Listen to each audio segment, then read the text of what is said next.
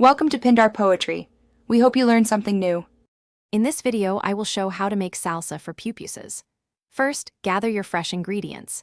You'll need about 1 pound of ripe tomatoes, 1/2 an onion, 2 cloves of garlic, and 1 jalapeno for a mild kick. Don't forget a small bunch of fresh cilantro, 1 tablespoon of white vinegar, and salt to taste.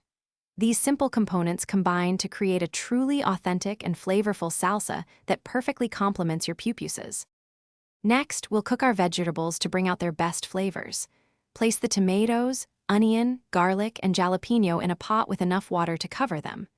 Bring to a boil and simmer for about 10 minutes or until they are tender. This process softens the ingredients and makes them easier to blend, creating a smoother salsa.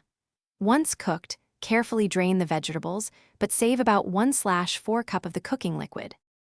Now it's time to blend everything into a delicious salsa. Transfer the cooked vegetables to a blender.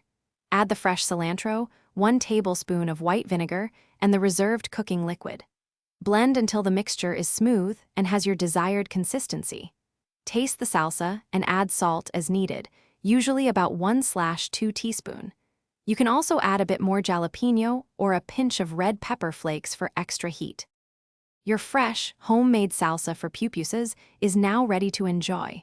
This vibrant and flavorful salsa is perfect served warm or chilled alongside your favorite pupusas. For best results, let it sit for about 30 minutes before serving to allow the flavors to meld.